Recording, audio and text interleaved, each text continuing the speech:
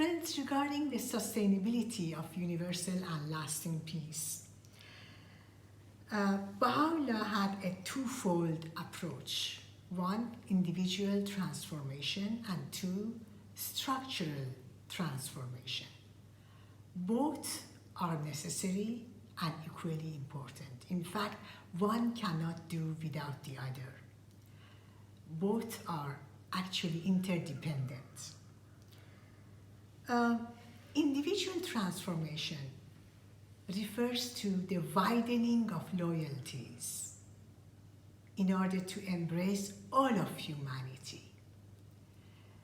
When one widens loyalties to embrace humanity as a whole, the love of one's country does not get excluded.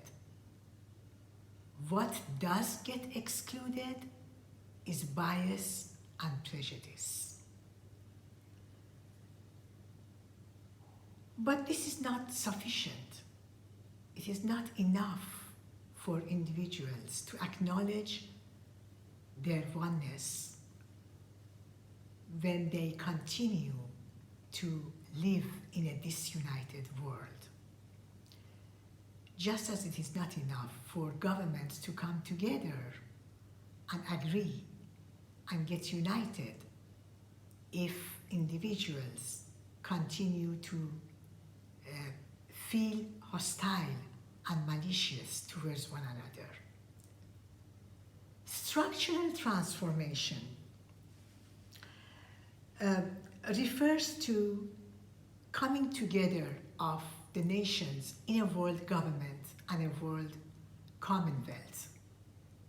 It also necessitates the coming up of structures such as a world parliament, a supreme tribunal, and an international police force. And now, regarding what the Baha'i world community is engaged in doing.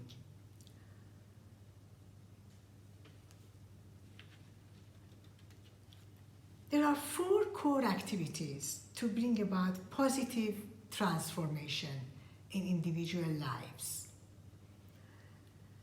And there is also social action in various communities to promote welfare. Now, all of these activities are open to everyone. It's not just for the Baha'is. Never. It's never been that way. So everyone, like Baha'is, Hindus, Buddhists, Jews, Christians, Zoroastrians, Muslims, everybody from each and every background, men, women, rich and the poor, educated, whoever you may think of is included in these bold initiatives. And these activities are mostly based on education and address the needs of people of various age groups. The first age group I'm going to speak about is the children aged between 4 to 11. We all know how undeniably important is the moral education of children. We are speaking about moral education. And we also know that moral education is actually more important than academic education. By now, I think every parent knows that. And also, it's the importance of imparting moral education to children from their early age, because that's when, and that's how we can channelize their mental, emotional, and spiritual energies and direct them.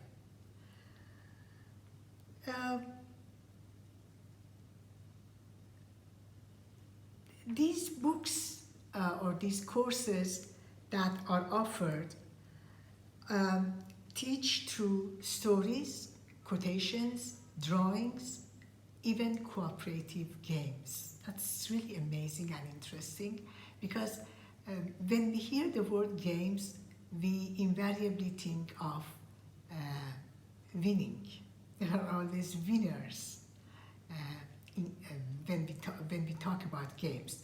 But here, yes, there are winners, but when winners here are the ones who make others win, in the sense that they help others to win. They help others to do well. It's all about helpfulness. It's all about cooperation, hence the name cooperative games. Not competitive. It's based on cooperation. And the most interesting thing about these courses are that they are not written by a group of scholars who thought they knew what they were doing.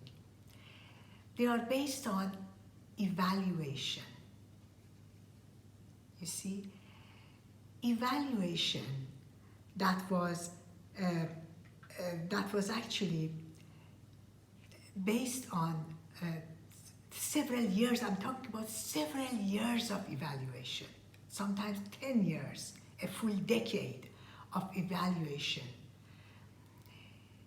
based on the extent to which positive transformation was actually observed in the behavior of the participants.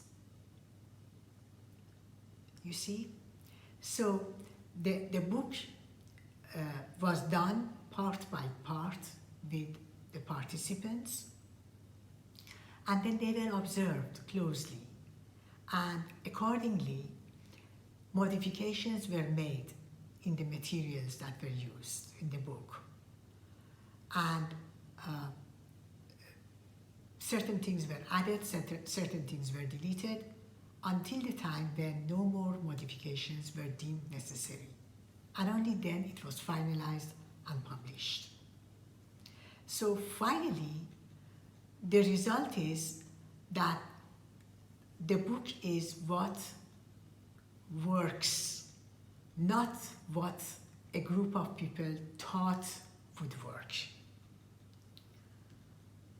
Next is books for the junior youth. That's a group of young people who are aged between 11 to 15. A most interesting group of people, most wonderful group of people. They are also most vulnerable because they are actually bombarded by the environment and forces that are at work in the environment, and also the social media. And unfortunately, many parents do not have the time or the training to be able to teach their precious junior youth how to combat the negative forces in the environment or the social media. So these books are meant to do that, to empower the wonderful junior youth to combat the negative forces, and not just that, but to actually be able to become agents of change in the society around them. There are also practical components like planting trees, striving to promote social conditions, getting involved in social actions, social projects, and looking after the aged, or caring for the aged, looking after the needs of the people who are younger than them, and so on and so forth. The next group is are the adults, of course, 15 and above. There are books for them. By now there are 14 books. So there are no teachers here. There are facilitators. We call them facilitators. So facilitator is the person who actually accompanies the participants. They work together. Facilitators accompany them so that they are not there to tell them this is right and that is wrong. That's the answer to the question. You know, they just accompany them and they discuss together and arrive at conclusions together. They do not hammer in information, they drill out potential instead. And I'm going to give you just one single example from about book one. Book one is about the purpose of life. So in book one, we learn about what the ultimate purpose of life is, according to the Baha'i principles, the Baha'i teachings. You see, why am I born? What am I doing here? And where am I going to go after this when my body will cease to exist, when I pass away from this world? Why was I born? I mean, I was born and then all these years, what am I doing here? I ate and I slept and I got an education, I got a job, I got married, I raised a family, and then I will die. What of it all? And what about the millions of people, billions of people, and actually zillions of people? What are we all doing here? And where are we going to go after this? And what for? What was the purpose? All of that and much more.